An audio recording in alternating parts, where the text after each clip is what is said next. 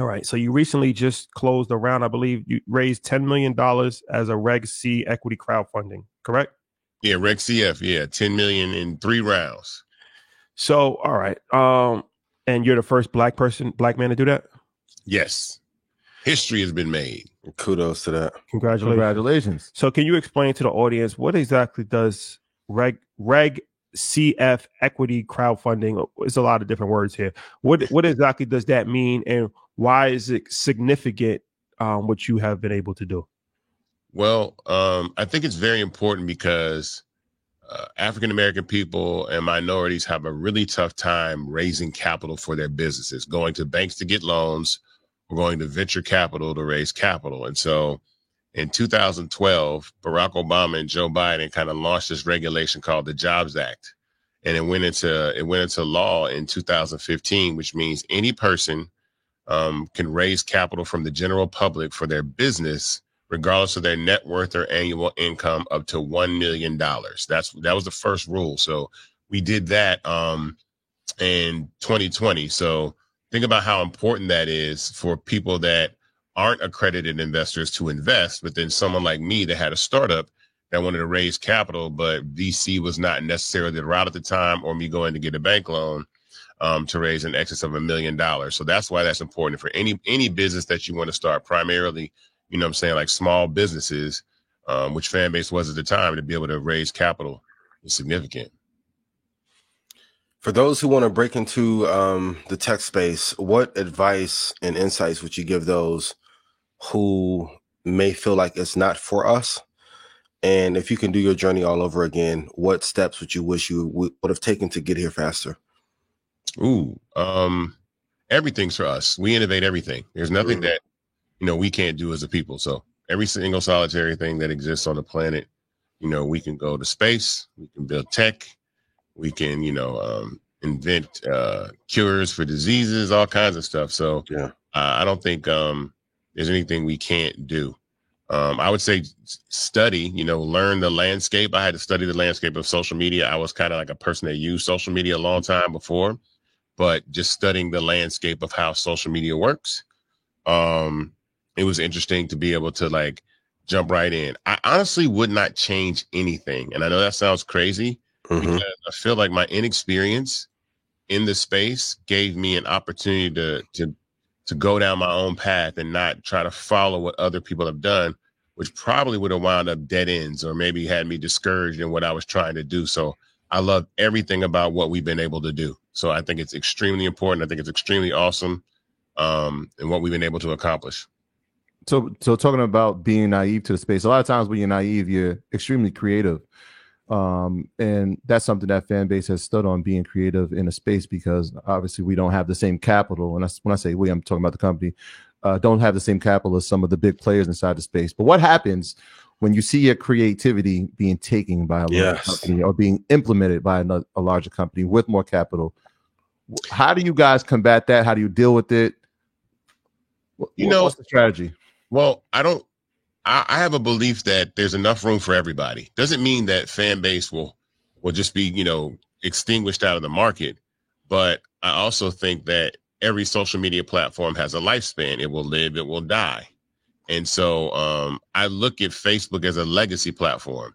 I look at Instagram and TikTok and X now as middle-aged platforms. And so there's always going to be another social media platform, because young people are always going to want to be involved in platforms that their parents are not on. They want to have their own communities, their own spaces. And so I look at Fanbase as more as a successor, a future platform, as opposed to a platform that's just ready to be the #1 platform in the world right now. But over the next 5, 6, 7 years, I think that'll be, the case. I'm not really worried, because what I notice, it tells me a lot. It tells me that I always look at Black culture and technology as kind of this relationship. It's like tech companies put a bunch of Legos on the table, right? And then we come along and make the coolest shapes and the coolest objects out of the Legos that are presented. And then these companies take those ideas and then implement them into their business. And then boom, you've got this whole, entire, new technology that's been invented or pioneered by us. So I think we'll always innovate the space. I'm not worried about that. I'm used to that. As amazing as the platform. No, go ahead, Rashad. Well, I was going to ask you about equity crowdfunding. I think that it's important for people just to have some level of understanding. So it's a way for people to actually invest in a company. It's beneficial for the companies because they can, get around the VC world and they can raise, substantial amounts of money. But from an educational standpoint, how do investors actually get paid on this? Because I know it can be difficult to receive, it's $500. It could be like, 10,000 people that contribute, right? So I think education is extremely important because when people aren't fully educated and they don't see a return or they don't know how to get the money back, well, then it turns into a scam. So that's important to fully educate people on the process of investing, what the expectations are, how it works, when they can get paid out, if they do get paid out, the percentage. Like, can you just walk us through that? Because like I said, I think that it's fully important. It's very important to educate people on that because if not educated, then, other narratives start to be created. Yeah. So, I mean, you guys cover both areas on this show, but there's typically like pre-IPO investing and post-IPO investing. So post-IPO is when the company's on the stock market, you can go buy shares, NASDAQ, you know what I'm saying, and invest in companies and do stuff like that. Pre-IPO investing is really a very rarefied air that's really not available to most people because of this rule called the accredited investor rule. And this rule has been in effect since 1933, which means you have to have a net worth of $1 million minus your house or make $200,000 a year for 2 consecutive years to even qualify to invest in an early stage company. So when you think about the Microsofts, the Apples, the Ubers, the IBMs of the world, they were all invested in by already rich people. So it was rich people saying, hey, look, let's make a rule so that we get the earliest access to the best opportunities of investment and then tell the general public, we're protecting you by not risking your capital to invest in these companies because you're an unsophisticated investor. We don't want you to squander your life savings or your mortgage or whatever it is, to invest in these companies. But I always say, no one has a problem with us going to take our money and gamble $5,000, $10,000 in Vegas, or go buy lottery tickets, $5,000, $500 worth of lottery tickets. And so when you pre-IPO invest in a seed stage company such as Fanbase, I always say this: you are with us to the moon or the ground. So you get along, you are along for the ride, which every investor is. And there's not a company out here. There are people that have invested in startups that have gone unicorn and have gone bust. They still take that same risk. The difference with equity crowdfunding is that people are able to invest in small amounts, $250, $500. And I'm not saying that's not a lot of money, but sometimes there are minimums to invest in these other companies, these pre-IPO companies, $50,000, $25,000, $10,000. That's a lot. $5,000. That's a lot. But to be able to say, I can take $250, which is something that I would spend on food or some shoes or some drinks at the club, and invest in an early stage company is kind of a really big deal. And I think being able to take advantage of this regulation is something that is game changing for people. So I understand that people are always concerned about scams, but that's why I think there's it's called limited risk, because limited risk is you're investing $250, $500, $1,000. There's risk involved, but it's not you risking $100,000, $200,000, $500,000. And sometimes, people invest that in those pre-seed rounds as well.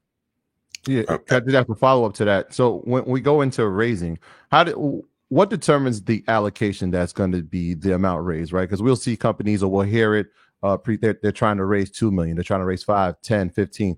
What are the factors that you determine to saying like this is the amount that we need to raise? Is it marketing? Like, what are the things that go into account when you're trying to raise a specific amount?